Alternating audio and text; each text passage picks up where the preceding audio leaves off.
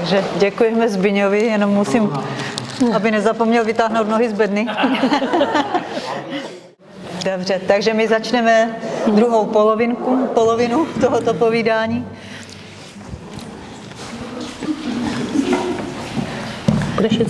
Já už asi nebudu, nechám tě úplně rozvinout. Já jenom tady možná jenom vysvětlím, že jsem teďka tady obdržela na stoleček sošku egyptského teda kosmonauta neboli boha Tofta, protože jsem vlastně nepředstavila svůj tým, jak říkám pracovně.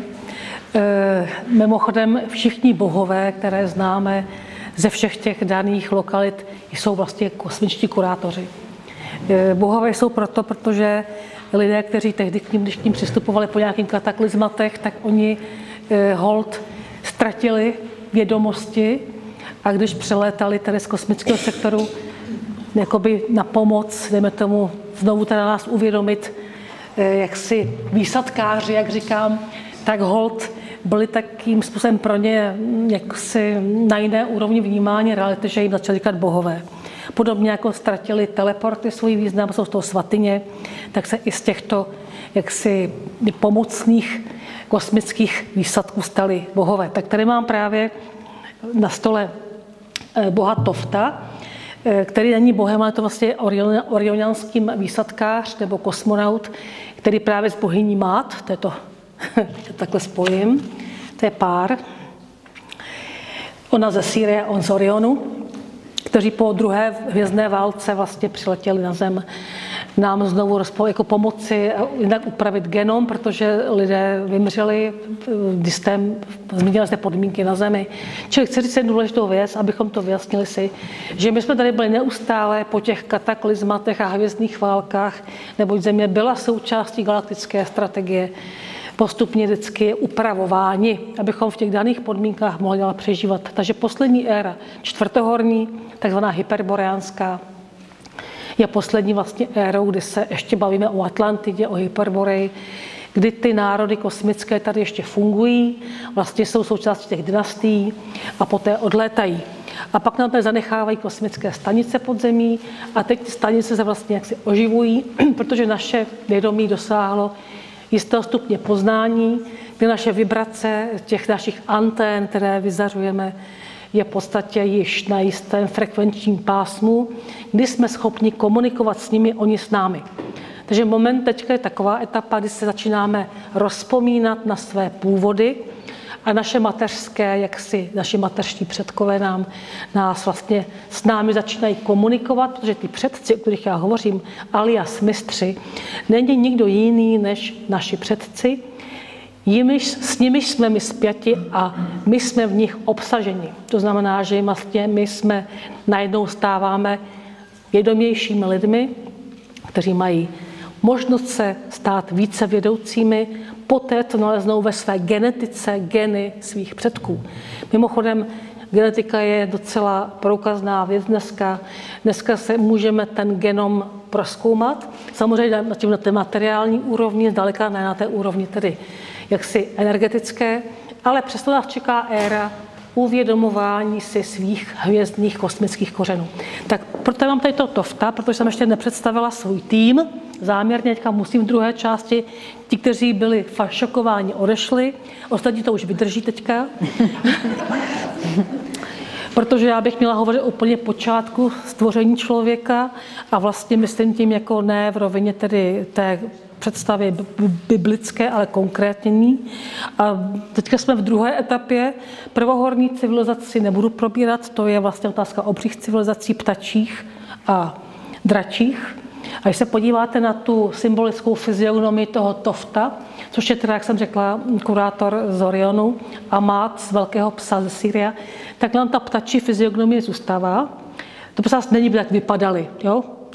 To je forma, jaké se představili jaksi pozemskému obyvatelstvu, ale de facto tady nám naznačuje ta symbolika toho Tofta, že je pokračovatelem té ptačí okřídlené civilizace, která tady na počátku byla, vložila krystaly do země, odlétla A samozřejmě dračí civilizace, kterou dneska, ta nám tady zůstala částečně, a ti stvořili společně s těmito ptačími, to je prvohorní záležitost, hadí civilizaci. Ty trošku dneska nám komplikující život, teda jaksi reptiliány, jak to znáte. Čili vidíme, že na počátku byl ten vývoj nasměrován tak, že by ta ptačí, okřídlená duchovní civilizace, ve spojení s tou dračí živlovou, tou šamanskou, mohly vytvořit univerzální dynastii pro Zemi. Vypadalo to pěkně, všechno to bylo nastartované podle představ z kosmu, jenomže se v té době zase klasicky bojovalo. První hvězdná válka, která zasáhla souhvězdí Hadonoše, prvotní výsadky, bylo nutné se navrátit zpět a tím pádem tento projekt nebyl dotažen. Zostaly jenom některé krystaly velké v Zemi. Bylo nutné vložit po té hvězdné válce další sadu krystalů pro zakotvení krystalového vědomí Země. A tu druhou éru nám představuje právě už ta éra, tedy, která je spojená jak s souhvězdím Orla, což jsou vlastně praslované. Možná bych tady měla rychle říci, tady, že tady s tou věnuje ruský akademik Čudinov. Doporučuji se podívat. On zkoumá podmořský geoglyf, což je obří kresba orla na dně Atlantiku, na potopeném kontinentu. Ten orel symbolizuje souhvězdí Orla. Souhvězdí Orla dneska je tvořeno 4 souhvězdími: Lyra, Labuť, Rys a Orel. A z tohoto souhvězdí už nám prostě přicházejí konkrétní předci praslovanů, kteří mají vazbu na souhvězdí Orla ve smyslu tedy té lokality Labutě a Lyry.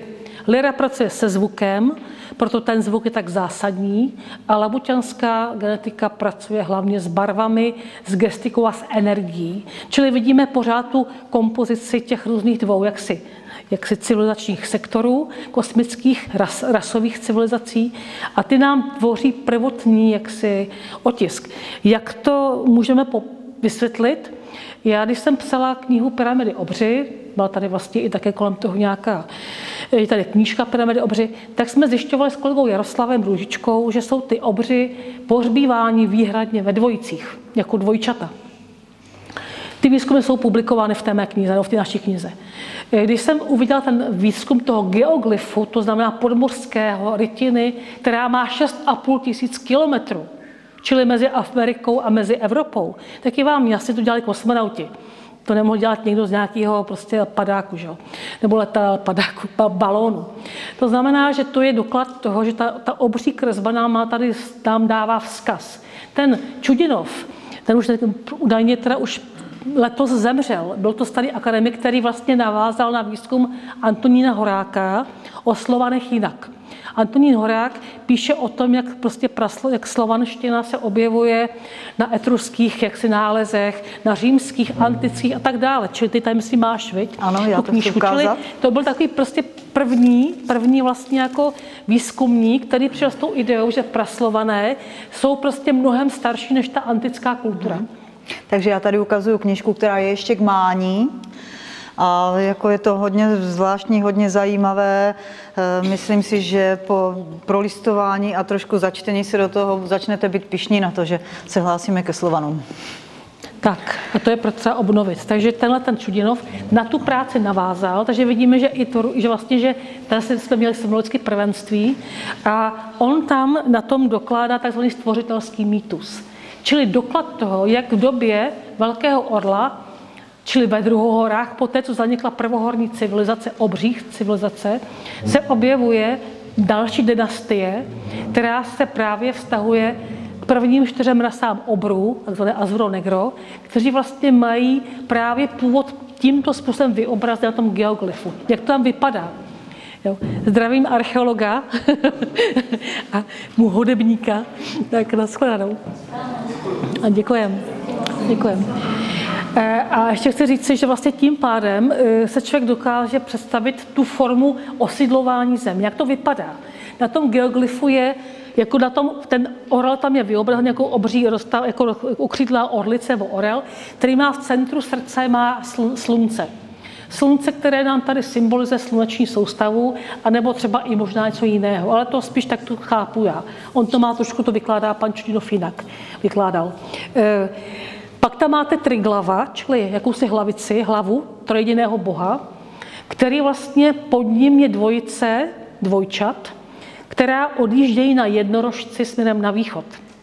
Ten první kluk nese pochodeň jako Prometeus, čili dává kosmický oheň na zem, symbolicky, že to je symbolika toho kosmického zrodu, toho vědomí. A ten druhý má místo hlavy jakoby verajkon, čili plaketu s hlavou pramatky. Je tam napsáno Mara. Pramatka Mara znamená Marie. Jo, vidíme to Mara, to je slabičné písmo, které je už psáno praslovanštinou. To je takhle popsáno tam přímo. To není, že by to on interpretoval, to tam takhle přímo je těmi písmeny Mara zapsáno. Pak tam je ten první kluk, který tam jede na tom jednorožci, má vlastně název Jarilo. Čili tady vidíme, že už se objevuje i narážka na jarního boha slovanského a ten druhý má teda název ty pramatky Mara. Čili jakoby se ukazuje ta dynastie, pozemská pramatka plus teda kosmický kluk dávají dohromady dvojčata a ta první obří civilizace, nebo druhá už to byla, má jinou jaksi projevenou dualitu, než máme my jako pohlavně rozdělené teda jaksi osídlení. Oni byli, to se teď jako měli stejného prostě druh, jako, jak bych to řekla, prostě byli hermafroditního charakteru. Děkuji za to podpoření a ne, to je právě dobře, když příká, tak to znamená, to je v pořádku, že nelžu. To se mi líbí, když příkají. A když to ještě udělá dcerka, tak je to nádhera. A když to ještě chvilku, když to ještě drží pořád tady to při síle, tak to lépe. A čili ten kosmický, ten první s tím ohněm, s tou pochodní, je vlastně jakoby symbolizován, jakoby měl levou hemisféru aktivní, čili formovou, čili neboť kosmické, protože horní čakry jsou formové, dávají formu. A ten druhý kluk, ten druhý prostě dvojče, jako, který má tu hlavičku pramatky, vlastně dává obsahovou, čili spodní čakry je pozemský, čili je tam kosmický a zemský brácha, nebo dvojče, nebyly to pohlavně rozdělené bytosti, měly pouze různé vnímání reality podle hemisfér, čili jenom ten mentální sektor byl rozdělen. Což je prostě by to bylo úžasný, jenomže nějakým způsobem i tato civilizace nám vymírá v rámci tedy zase druhohorní války hvězdné. Ale co chci říct si, co je potřeba vědět? Oni umírali a rodili se současně, jako dvojčata. A v těch mýtech pozdějších, třeba v řeckém mýtu, my známe řecký mýtus Léda z Labutí, kde víme, že víte, řecká mytologie je těžce patriarchální, která vlastně nám jako překalibrovává, přepisuje slovanské mýty, podobně jako Řekové a Židé mají za úkol jakoby přepsat ty mýty do druhé pólu. Oni vlastně obracejí ty polarity, jo, to je jejich role. Takže oni tam popisuje v tom mýtuse, že Léda jako spartská královna, na ní měl zálusk Zeus. My víme, že Zeus byl prostě vrchní bůh toho antického panteonu, na tom Olympu sídlil a pro něho všecko bylo povoleno. Jakoukoliv ženskou si prostě promyslel, zamyslel, něco se proměnil a oplodnili. Jo? To byla taková strategie boha Dia. A ten teda tuto Lédu oplodnil, když se proměnil v labuť. No ale ta labuť, tady zase už nám jako trošku naznačuje, že ta labuť je to souhvězdí, že jo, tak dále, takže logicky ten první kluk, který se jmenoval v té řecké mytologii Pollux, tak už holt takový je kosmický, protože ho prostě splodil ten Zeus. A pak teda poslušná Léda splodila svým pozemským manželem druhého kluka, to byl teda Kastor a tím vznikla rozlučná dvojčata, Kastor Pollux, která bez sebe nemohla žít a když ten z nich zemřel, ten Kastor, tak vlastně tak dlouho žadonili svého božského otce, až je vyzdvihl na nebesa jako souhvězdí blíženců. Tak to je mýtus, který vymysleli Řekové, když se inspirovali tou starší mytologií slovanskou, tím mýtem. Čili Řekové přepisují naše dějiny. On vlastně Čutinův trošku tápe, jak se mohlo stát, že se vzala tady ta legenda nebo ten mýtus o Kastoru a Polluxovi, ale ono to je jenom proto, že vždycky máme dva tábory, jeden prostě ten druhý tábor masíruje a přepisuje ho. A takhle to pořád máme. Proto třeba naše slovanské dějiny jsou přepsány Germány a antickým světem. Teď to se musíme jim trošku pinknout zpátky, že jo? Takže musíme to prostě, dneska Putin vlastně v podstatě totálně přepis dějiny obnovují velkou Tartárii, protože už mají plný zuby toho výkladu z toho západního sektoru, jo? Takže vidíme, že my se musíme podobně, jako to dělají zase naši na východě, já neříkám, že musíme mít stejnou strategii, ale musíme ty věci překalibrovat. Ale to je otázka toho, až ta padne ta vědecká obec, která se drží zuby nehty. Tak, tím jsem vysvětlila, že ten mýtus o dvojčatech je vlastně prastará mytologie, takzvaný mýtus o stvoření člověka na zemi ve Druhohorách. A tady už figuruje ta bílá rasa, která pak má další pokračování právě v Egyptě. Potom mám tady toho Tofta, protože ta hvězdná válka, která zasáhla opět souhvězdí Orla, tak ty nebo hvězdní migranti se stěhují dále po vlastně té mléčné dráze na další souhvězdí, a to je jednorožec, jsem už zmínila, dále na Orion a velkého psa alias Sirius. Z tohoto okruhu oni mají starší historii, samozřejmě mají vazbu jak na tu labuť Liru. Oni mají vazbu samozřejmě i na toho Hadanoše, prvohorní, ale v těch třetích horách se nám najednou objevuje na zemi po té velké hvězdné válce další skupina civilizační, a to je právě Toft, jako Egypt, předdynastický Egypt, a k tomu Tamat. Orion, ptačí, či narážka na původní ptačí civilizaci, tu hvězdnou, a Mát s tím pírkem, s tou spravedlností, ze Sýria. Čili kurátoři kosmičtí, kteří přijíždějí zase na Zemi znovu podpořit rozvoj vědomí. Samozřejmě jsou různé výsadky jiného typu. Tady bylo mnoho výsadků. Já hovořím o té své skupině, za kterou hovořím, takzvaná modrá dynastie, která má základ ptačí, symbolicky řečeno okřídlených obrů. Děkuji, zase to krásně. To je paráda. A končí na to vlastně dynastií, která by měla znovu vzlétnout ke hvězdám. Jo? Už těch dračích tendencí bylo dost. Jo? Čili vidíme, že dračí civilizace znamená živlová, zemská, to je stará verze. Je potřeba překalibrovat, samozřejmě ne proměnit, ale prostě je potřeba plazí mozek jako odseparovat a navrátit se k tomu původnímu božímu plánu, který vlastně nám tady fakt trvá dlouho ten vývoj. Jo? To se nečekalo takový dlouhý vývoj. Ten symbolický Toft je kurátorem, který vlastně vytváří projekt lidstvo. Samozřejmě dělá chyby, jako všichni kurátoři. Nemusíme si namlouvat, že tady se experimentuje na planetě Zemi. Tady bylo spousta chybných projektů, které proběhly. Takže musíme se uvědomit, že když jsem s nimi spolupracovala, tak sám Toft prodělal vývoj při té spolupráci. A já vám přečtu, co tento kosmický inženýr, který vlastně byl schopen lásku úplně ignorovat. Pro něho Mát loboval za lásku, jako hybnou sílu. Ale pro kosmického inženýra z Orionu to bylo něco naprosto nepodstatného. Takže on to naprosto nezapojil do toho systému, což byl velký problém pro lidstvo. Tím pádem došlo k tomu zneužití té lásky, jak se tady píše v tom úvodním. A bylo třeba dlouho opakovanými misemi zapojovat pro lidstvo znovu tuto fúzi toho krystalu srdečního. Protože vás lidstvo byly stále upravováno. Zapomeňme na to, že bychom se zrodili z nějakého prostě mletí bílkovin v moři, jak se vypráví, že by tady byly nějaký přeskokaní typu opic a my z nich náhodně vybraní, jako jo. Zase to opustit, to nechte vědcům tuto teorii, jo. To bych opravdu sem už netahala. To opravdu nechme v této rovině. Oni si tam rozumí v tom tématu. Oni to tam jako mají ty dokládací aparáty vědecký. Já jsem původně přírodovědec, kromě konzistorie, takže já vím, o čem mluvím. Jo? Já jsem dceři znepříjemnila život tím, že když chtěla studovat přírodní vědy, evoluční biologie, tak říkám, Markéto, přece nebudeš tohleto pavědu studovat. No tak mi dneska vyčítá, že jo? Ale tak to se dá dělat. Prostě matka byla hodně vlivná asi. Tak a teďka ten Toft, který vlastně nějakým způsobem jako tady tuto věc zanedbal, tak během té spolupráce dospěl k tomuto poznání. To budete koukat. Za ty miliony let, tady vlastně to řešíme, jako lidstvo, tak toto je jeho vzkaz. Na konci knihy mám vzkazy těch mistrů, jak jsem mi vyjmenovala Toft, magistr Theodorik z Orionu, z okrajového souhvězdí, Mát ze Sýria, Máří Magdalena Ježíš z Jednorožce a poslední teda výsadky z Velké malé medvědice, oblast Hyperborej.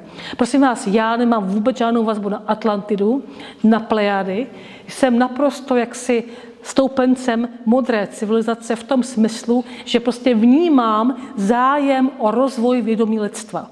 Kdokoliv by chtěl lidstvo využít jakoby zdroje, vitální energii, což jsou jiné civilizace, to jsou ti, kteří nám takzvaně chtějí pomoci, kteří nás chtějí zbiorobotizovat, pak se nás napíchne jako baterky a pak nás odsát. Doporučuji film Jupiter přichází.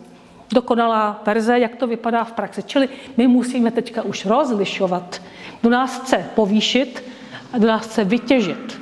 Jo? Proto já hovořím o kruhu těch, kteří chtějí lidstvo. Vždycky měli tu tendenci lidstvo povýšit jeho vědomí a zakázat galaktickému sektoru, aby bylo lidstvo využíváno. Já vždycky, když prostě jaksi jsem fakt už naštvaná, tak říkám, tak dobře, tak ani nahoře se nedohodnou, jak to bude s lidma, takže vždycky říkám, prosím vás, tak tam dělat pořádek. My tady jsme pořád kritizovali za svoji nevyspělost, ale je to vaše práce, jo? Tak za to myslete. Takže toft. My jsme vaše děti miláčkové, říkám vždycky. Tak. Takže vzkaz toft. A to je prosím vás pro mě velké zadosti učinění. A říkám to láskyplně, neboť samozřejmě je to velký mistr. Takže toft. Sami teďka bude zlobit, ale co nás dělat. Takže přinesl jsem vám na zemi vše potřebné pro vzestup. Pokud to moudře spojíte s darem vaším největším, a to s láskou a lidskostí, stanete se rovnocennými členy kosmického společenství. Již mnohokrát na této cestě lidstvo bylo, avšak touha pomoci vždy zkázu přinesla. Nyní máte velkou šanci dosáhnout trvalého vzestupu. Máte šanci jako Fénix se z popela zrodit. Je mnoho kosmických bytostí, které vám chtějí pomoci.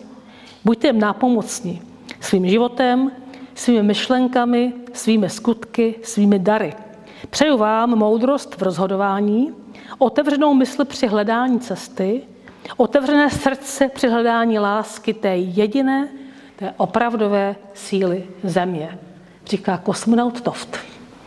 A to je pro mě největší zadosti učení toto, že vlastně se během toho vývoje on, tvůrce našeho vědomí, dospěl k tomuto zásadnímu poznání. Čili jak to vypadá nahoře, tam to dál pokračuje, to nekončí na zemi, tam je další prostě vývoj, další vzdělávací, docela namáhavý systém, aby si kdo nemyslel, že se udělá tady brigádu na zemi a tím to končí.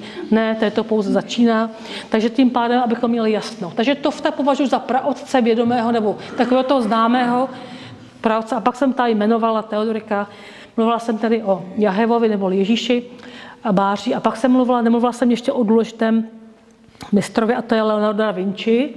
On je vlastně fragmentem duše apoštola Filipa, což byl vlastně pozemský bratr Ježíše neboli Jaheva, protože zase se rodili ve dvojicích jako dvojčata, Didymos. Jo? Abyste věděli, že to je pořád ten model těch dvojčat z prvotního nastavení naladění našeho genomu. Později dochází k tomu, že ta genetika se nám rozpadá na mužskopohlavní záležitost a to se ale stane už na počátku, když se ukáže, že se nemůžou tyto obří civilizace rozmnožovat. Prostě selhalo na zemi rozmnožování, tak se musí udělat mužsko-ženský pár, jdeme tomu oboupohlavní, teda různopohlavní, vytvořit jakási jako přitažlivost a to je to, co vlastně nás neustále drží v tom sektoru toho pudového světa. A to je ten problém, protože všichni hermetici směřují k tomu androgennímu principu, vyvázání se z té sexuality, té pozemské sexuality, která vede k rozmnožování. My se bez toho neobejdeme. Ale dříve to šlo bez té pudové složky lásky, byla pouze využívána ta láska, která byla bezpohlavní, což samozřejmě je pro nás momentálně nerealizovatelné, pokud chceme přežít. Ale v momentě, že se překalibrováváme v jiný jaksi model jako lidstvo, samozřejmě ne my jako v hmotě, ale budoucí duše, tak s tím musíme počítat, že už tato forma jaksi rozmnožování možná bude opět navrácena k tomu původnímu jaksi jinému systému. A zase teďka fantazíruju, já říkám věci. Jo? Já si myslím, že toto se teda mnohým nelíbí. Já taky nejsem proto, aby jsme se nemohli užít, ale říkám, tak je trend. Tak, já my ještě po staru.